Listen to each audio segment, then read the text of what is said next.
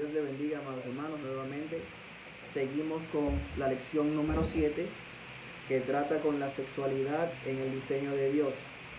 Y la lección nos dice que uno de los hechos más maravillosos de la vida es el que un hombre y la mujer se unan y sean una sola carne. La sexualidad humana es un don de Dios que nos capacita no solamente para procrear hijos, sino también nos provee de la unión más íntima posible entre un hombre y una mujer.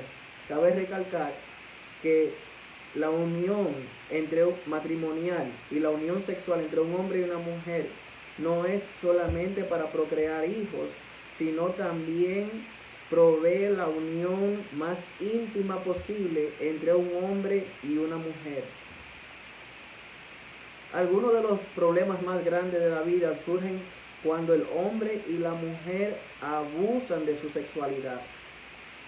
Como resultado, se encuentra a sí mismo atrapados en un estilo de vida que no es santo y daña tanto física como emocionalmente.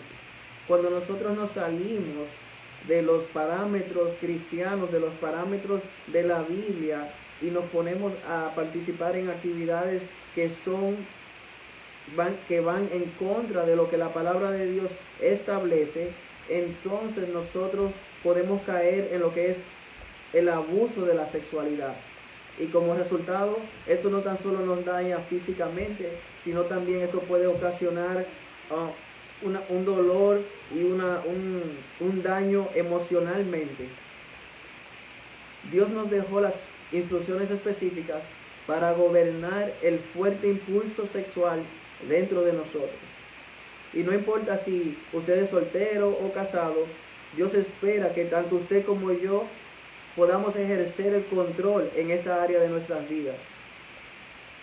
Las instrucciones que ha dado en su palabra determinan los límites para las expresiones sexuales. O sea que Dios ha establecido límites en su palabra. Y como cristianos nosotros seguimos esos parámetros.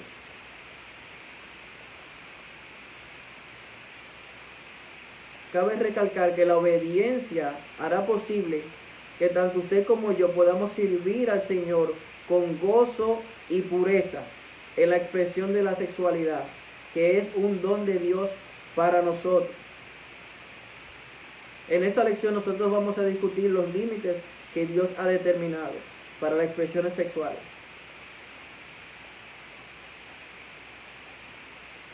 Ahora vamos a tratar con lo que es la sexualidad y el celibato.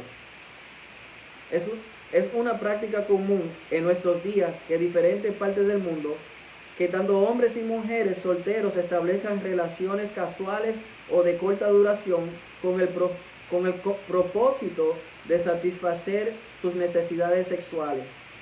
O sea, es más como una moda, es más como el casamiento. Muchas veces lo que se ve es como algo de la vieja era, no algo nuevo. Para yo poder establecer una unión con alguien, primeramente tiene que ser como un experimento. Si me va bien en cierta área, en la área sexual, pues entonces yo puedo continuar con esa persona y seguir desarrollando la relación. Si esto no me funciona, pues entonces esta no es la persona para mí. Y así es que se está tratando muchas partes del mundo en estos días, en la cual es más como es casual, o algunos lugares le dicen como amigos con beneficios, que en verdad no es con compromiso, no hay una seriedad, sino es más bien, como dije anteriormente, es un experimento. Entonces, ¿qué hace esto? Esto lo que hace es también al mismo tiempo que el sexo ha venido a ser tan atractivo para el mundo que hasta nuestros jóvenes se sienten privados e insatisfechos si no están participando en relaciones sexuales. ¿Y qué pasa con nuestros jóvenes, nuestros niños? Bueno, yo recuerdo que desde la escuela secundaria ya se estaban proveyendo anticonceptivos a los niños. O sea, están instigando que los niños puedan tener relaciones sexuales, pero que se protejan para que cohiban un embarazo, para que no haya embarazo. pero al mismo tiempo se está supuestamente enseñando educación sexual, proveyéndoles anticonceptivos para que no salgan embarazados. Ya los niños, el sistema, lo que hay es un lavado de mente, que si nosotros no tomamos las riendas y enseñamos a nuestros hijos de acuerdo a la palabra de Dios, lo que Dios establece y cómo Dios establece la sexualidad, entonces el sistema va a ser el que va a educar a nuestros hijos y ellos van a estar, no van a estar, van a tener un despertar, a una corta edad que no es apto para ellos, sino que ellos deben de entender que cuando Dios termine con la pareja que Dios le tiene a ellos y los molde a ellos a su tiempo, entonces a una edad adulta Dios lo va a unir, pero que ellos no tienen que ir experimentando el sexo con diferentes personas para ser ¿cómo se dice? Para ser aceptados. Porque ¿qué pasa? Que el celibato no es popular. El celibato es una persona que está soltero y sin sostener relaciones sexuales. Bueno, pues esta persona lo que se hace es que se ve como una persona extraña, como una persona que se aleja, se está como no es normal. Y eso es lo que hace el sistema. Pero la pregunta ¿es posible que una persona se mantenga célibe? Y la respuesta es, claro que sí. Nosotros podemos tomar fuerza del mismo recurso divino para evitar la tentación en ese respecto, así como hacemos para otras áreas de nuestra vida. O sea, la tentación nosotros solamente la podemos vencer con la fuerza de Dios. Cuando nosotros queremos apoyarnos en nuestras propias fuerzas y en lo que nosotros sabemos y en nuestro propio conocimiento, pues entonces ahí estamos rumbo a la deriva, rumbo a la caída. ¿Por qué? Porque solo Dios nos puede ayudar y nos puede, el Espíritu Santo, a través de la renovación de nuestras mentes, puede ayudarnos para que nosotros podamos vencer la tentación. Cuando Jesucristo fue tentado, ¿qué utilizó Jesucristo para vencer al enemigo? La palabra, lo que conocía, la palabra de Dios. O sea que la palabra de Dios es el alimento espiritual que nosotros necesitamos para poder combatir y la renovación de nuestras mentes para poder combatir estas tentaciones. En la lección 1 se leyó 1 Corintios capítulo 10 versículos 13 que dice: ustedes no han sufrido ninguna tentación que no sea común al género humano, pero Dios es fiel y no permitirá que ustedes sean tentados más allá de lo que pueden aguantar. Más bien, cuando llegue la tentación, Él les dará también la salida a fin de que puedan resistir. Y muchas personas dirán: sí, hermano, usted está leyendo la palabra y es muy fácil leer la palabra, pero lo difícil es aplicarlo en la situación. Y es verdad, muchas veces, no todo el tiempo las personas siguen el consejo bíblico, pero cuando nosotros no seguimos el consejo bíblico, pues entonces estamos propensos ¿a qué? A lo que leímos al principio, al daño físico y al daño emocional. Cuando pecamos contra Dios, sucede una separación de parte de nosotros y Dios. Sucede uno se siente mal emocionalmente, uno se siente alejado de Dios. Y entonces la palabra de Dios lo que hace es que nos ayuda a mantenernos fiel, a mantenernos en paz con Dios y con nosotros mismos, para poder continuar viviendo una vida que le agrade a Dios.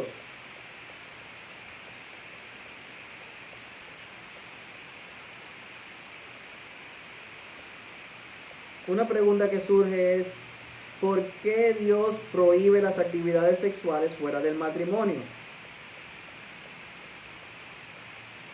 Y una de las razones es porque Él trata de protegernos.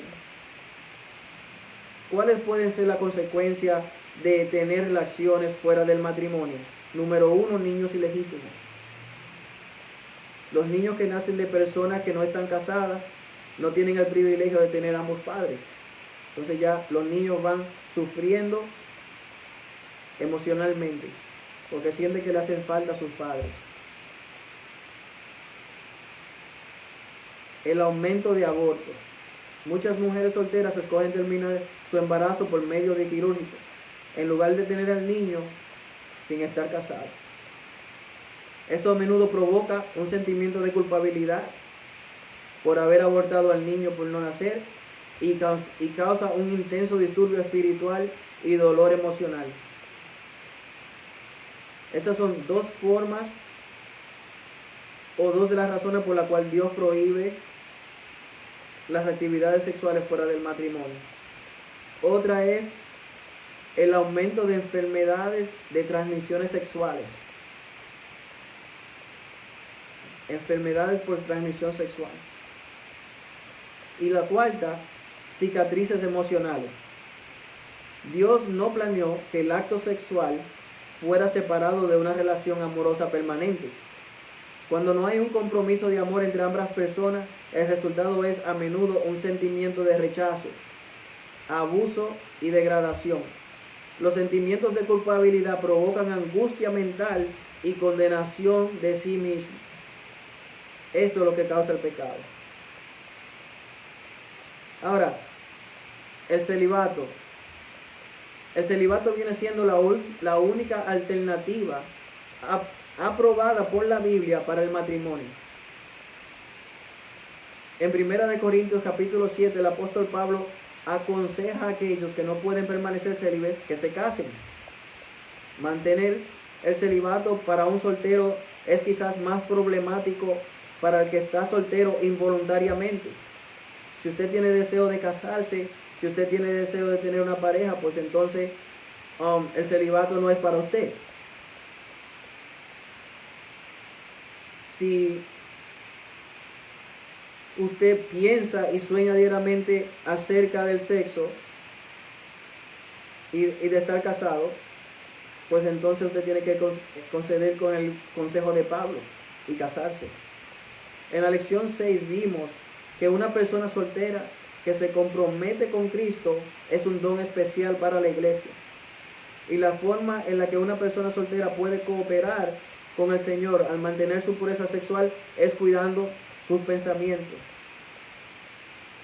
Yo no creo solamente que es una persona soltera, sino también una persona casada. Esto es para todos nosotros. Nosotros todos tenemos la responsabilidad de cuidar de nuestros pensamientos. ¿Por qué? Porque los ataques del enemigo son en la mente. Son dardos, son pensamientos que nosotros solamente podemos combatir con la palabra de Dios, en oración, en ayuno y cambiando de pensamiento. Pablo dice en 1 Corintios capítulo 6, versículos 12 y 13, todas las cosas me son lícitas, mas no todas me convienen. Todas las cosas me son lícitas, mas yo no me dejaré dominar de ninguna. Las viandas para el vientre y el vientre para las viandas. Pero tanto al uno como a las otras destruirá Dios. Pero el cuerpo no es para fornicación, o sea, no es para sexo fuera del matrimonio, sino para el Señor, y el Señor para el cuerpo. Dios nos ha provisto una forma de controlar los deseos sexuales, y una de ellas se llama la sublimación. ¿Y qué es la sublimación? La sublimación es definida como el proceso mental por el cual los impulsos sexuales básicos son inconsistentemente convertidos en otros esfuerzos de conducta social más aceptables. Se puede encontrar satisfacción real en el trabajo, en el juego, actividades sociales y religiosas. Las energías sexuales pueden ser canalizadas benéficamente en el arte, la literatura, la música, atletismo, entre otras cosas. O sea, es básicamente cambiar de pensamiento, cambiar de canal. ¿Y qué es? Renovar nuestras mentes. Enfocarnos en agradar a Dios. Y como dije anteriormente, cambiar de canal. Una cosa que quiero aclarar aquí es que los deseos sexuales no son pecado, son parte de nuestra naturaleza y son un don de Dios, pero deben controlarse hasta el tiempo de casarse.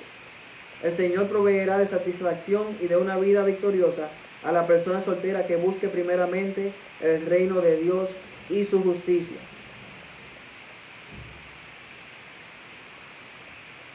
Ahora quiero tratar con la sexualidad y el matrimonio. Las relaciones sexuales son una parte normal y honrosa del matrimonio. El escritor del libro de los Hebreos dice: honroso sea en todo el matrimonio y el lecho sin mancilla, pero los fornicarios y los adúlteros lo juzgará Dios. El apóstol Pablo reconoció que la fuerza poderosa de los deseos sexuales humanos y animó a que se casaran aquellos creyentes a quienes estuvieran experimentando problemas de controlar estos deseos, para que no fueran tentados a pecar. Entonces, ¿cuál es el propósito de Dios al diseñar el acto sexual como una parte importante en las relaciones matrimoniales? Uno de los propósitos fue la procreación, engendrar hijos. Pero para la mayoría de los seres vivientes, las relaciones sexuales toman lugar únicamente en el periodo cuando la hembra puede quedar embarazada. Pero Dios creó al hombre y a la mujer en tal forma que ellos tengan atracción sexual, aún durante el periodo infértil de la mujer. Por lo tanto, las relaciones sexuales no están limitadas al propósito de traer hijos al mundo. Está unida, de traer hijos al mundo. Y otro propósito del acto sexual es la unidad. Y esta unidad incluye el placer experimentado en la comunicación del amor sexual. Dios le ha dado al esposo y a la esposa el derecho de gozar de ese placer con regularidad. Como hablamos al principio, esto es un regalo de Dios. Jesús se refirió a esta unidad en Mateo 19, 4 al 6. Y el apóstol Pablo más tarde cita estas palabras de Jesucristo cuando usa la misteriosa figura de la unidad en la unión matrimonial para delinear la relación espiritual de Jesucristo y la iglesia. Por esto dejará el hombre a su padre y a su madre y se unirá a su mujer, y los dos serán una sola carne. Grande es este misterio, mas yo digo esto respecto de Cristo y de la iglesia. El aspecto de la unidad es usado como un fuerte argumento en contra de la inmoralidad. Pablo explica que debido a que en el caso sexual las dos personas vienen a formar una, y ya que el cuerpo de los creyentes es parte del cuerpo de Cristo y son templos del Espíritu Santo, un acto sexual inmoral es un pecado contra Cristo y contra nuestros propios cuerpos.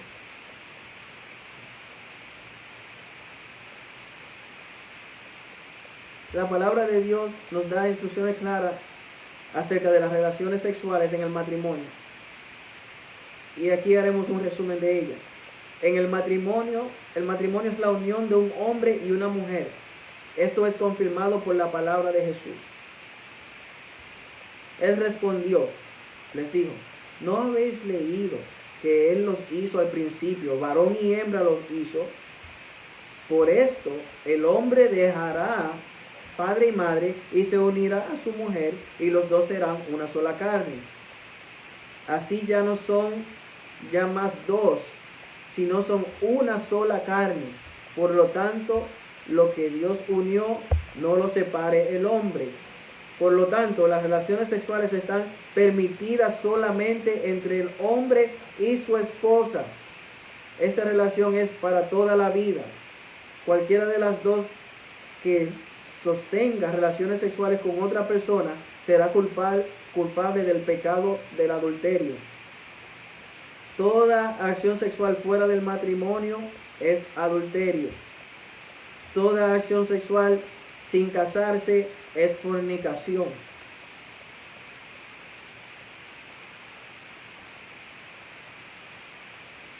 En Efesios capítulo 5, el Espíritu Santo inspira nuevamente a Pablo para representar la sumisión y el amor entre Cristo y la iglesia, usando la ilustración de las relaciones íntimas del matrimonio.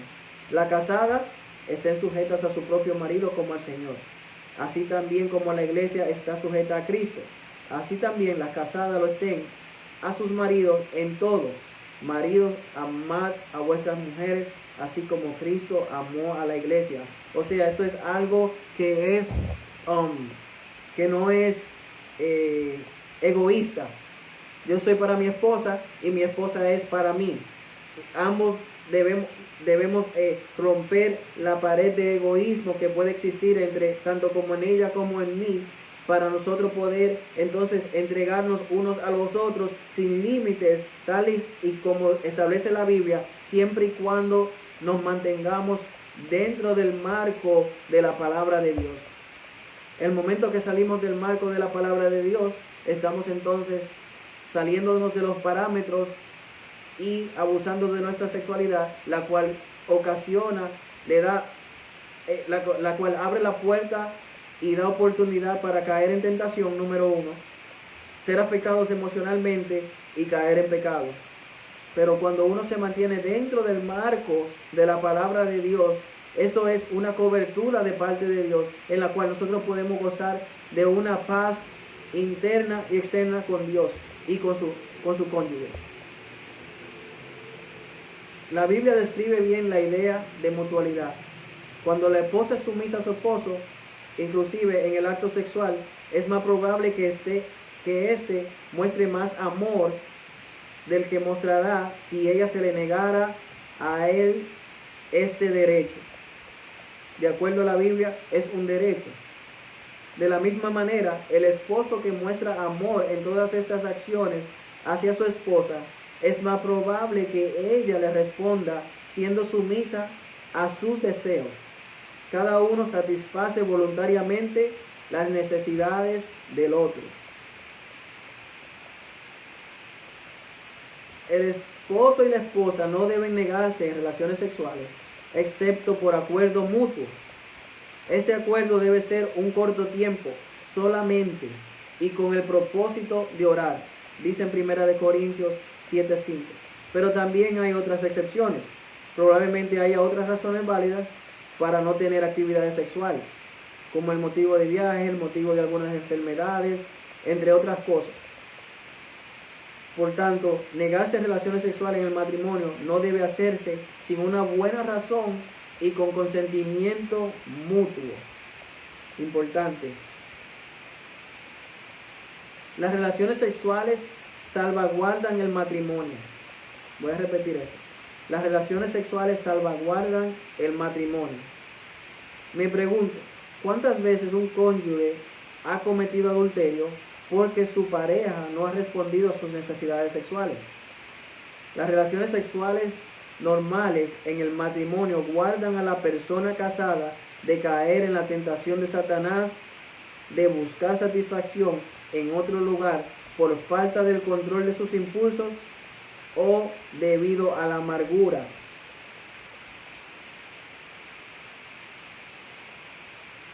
Las relaciones sexuales normales en el matrimonio guardan a las personas casadas de caer en la tentación de Satanás en buscar satisfacción en otro lugar por falta de control de sus impulsos o debido a la amargura. La unión física entre un esposo y una esposa que se amen y se respeten el uno al otro provee las bases para un matrimonio fuerte y para una sólida unidad familiar. El amor y el afecto entre sí por parte de los padres serán percibidos por los hijos, que responderán también con amor y afecto. Ahora, ¿Cuáles son las relaciones sexuales ilícitas? Dios aborrece la inmoralidad y Él ha dado instrucciones claras en la palabra de lo que es y no es permitido. Durante el Antiguo Testamento, en capítulo 20 del libro de Levíticos, versículo 10 al 21, nos indica claramente las relaciones sexuales que son aprobadas por Dios únicamente entre el hombre y la mujer. Dios condena relación sexual entre familiares, consanguíneos. Esto se llama incesto y está absolutamente prohibida por la palabra, por la Biblia. Son prohibidas por la mayoría de las sociedades en todo el mundo. Hay 3 prácticas ilícitas que parecen ser áreas particulares de problema en el mundo actual y que nos gustaría discutir brevemente en la lección. Estas son el adulterio, la fornicación y el homosexualismo. Los creyentes deben de estar conscientes del peligro de la tentación en estas áreas para protegerse a sí mismos o para ayudar a otros que pueden llegar a participar en tales relaciones sexuales inmorales. Adulterio es relaciones sexuales entre una persona casada y alguien con el que él o ella no está casado. Puede ser entre un hombre y una mujer casada, quien no es su esposa, o entre una persona casada y una soltera. O sea, tener relaciones sexuales fuera del matrimonio es adulterio. Jesús nos dio una advertencia cuando nos dijo que cada uno de nosotros de cuidar nuestro pensamiento cuidadosamente y evitar circunstancias que nos puedan conducir a la tentación en esta área de nuestra vida. Él dice, pero yo os digo que cualquiera que mira a una mujer para codiciarla, ya adulteró con ella en su corazón. Muchos actos de adulterio son el resultado del descuido de nuestras palabras o conducta que pueden parecer inocentes al principio, pero que conllevan al punto donde ocurre la tentación. La Biblia nos dice que corramos, que rápidamente nos alejemos de tal tentación.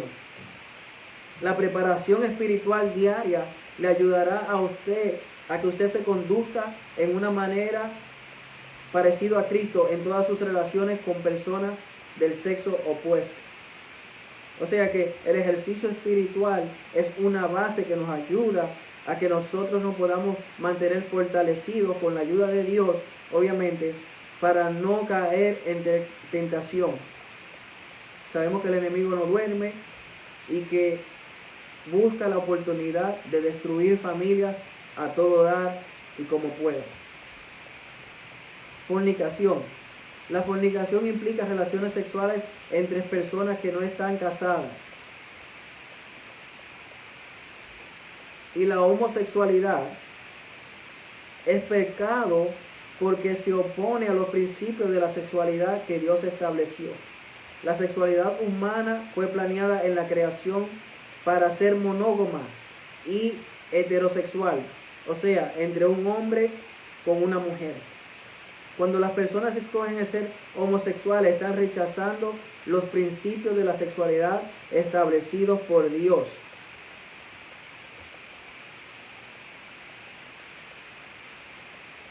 Es pecado también porque la Biblia, Dios en la palabra, se refiere a ella como una práctica mala. No erréis, ni los fornicarios, ni los adúlteros, ni los afeminados heredarán el reino de los cielos, según 1 Corintios capítulo 6 del 9 al 10. Es pecado que sufre el juicio divino. Ciertamente la ira de Dios viene revelándose desde el cielo contra toda clase de impiedad e injusticia de los seres humanos que con su maldad obstruyen la verdad. Romanos 1:18.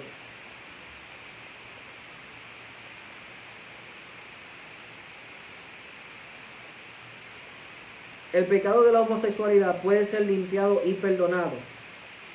En la ciudad de Corinto hubo homosexuales transformados quienes fueron liberados de las cadenas del pecado por la sangre de Jesucristo. Pablo dice en 1 Corintios capítulo 6, versículo 9. Y estos erais algunos, mas ya habéis sido lavados, ya habéis sido santificados, ya habéis sido justificados en el nombre del Señor Jesús y por el Espíritu de nuestro Dios. Sería imposible que en este corto espacio podamos tratar con cada clase de problema sexual y la forma de solucionar cada uno de ellos. Algunos de ellos requieren ayuda profesional, ayuda médica, consejería matrimonial, etc. Pero la mayoría de ellos son producto del pecado y la solución es arrepentimiento y una vida renovada. Dios perdona. Al tratar con alguien que ha estado participando en el pecado sexual, debemos compartir el mensaje importante que hay para él. Dios perdona. No importa cómo lo juzgue la gente, ni que tan terribles sean los resultados de su pecado, siempre hay perdón en Jesucristo. Él no solo perdonará su pecado, sino que Él le ayudará a tener una vida renovada. Una mente renovada. Es una persona que ha cometido pecado sexual puede estar seguro de que Dios no solo lo perdona cuando ella o él confiesa su pecado, sino que también le da una mente renovada mientras se entrega a sí mismo a la voluntad de Dios. Y ya no vivirá más bajo la condena del pecado, porque ya ha sido libertada del pecado. Esto es lo que la Biblia dice al respecto. Ahora pues, ninguna condenación hay para los que están en Cristo Jesús, los que no andan conforme a la carne, sino conforme al Espíritu. Porque la ley del Espíritu de vida en Cristo Jesús me ha librado de la ley del pecado y de la muerte. Pero los que son de la carne piensan en las cosas de la carne, pero los que son del Espíritu en las cosas del Espíritu. Amados hermanos, para poder combatir con el pecado sexual, el pecado en la sexualidad, solo nosotros lo podemos hacer bajo la cobertura de Dios y estando únicamente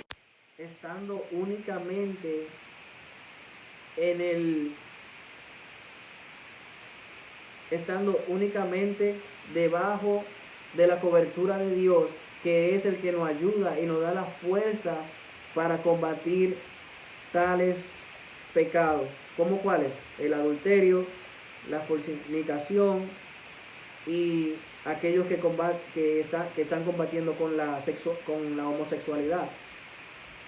Así que el único que nos puede ayudar a nosotros, y el único que puede hacer algo por nosotros, y el único que puede guiarnos y reenfocarnos en la verdad, regresarnos al carril, es el Espíritu Santo de Dios. El pecado simplemente nos va a arrastrar y nos va a alejar de Dios. Y nos va a crear dolor emocional, separación espiritual, cargo de conciencia y entre otras cosas. Apoyémonos de Dios y roguemos a Dios que el Espíritu Santo sea el que guíe nuestras vidas para no caer en tentación. Que Dios le bendiga y Dios le guarde. Su hermano Alex Reyes. Buenas noches.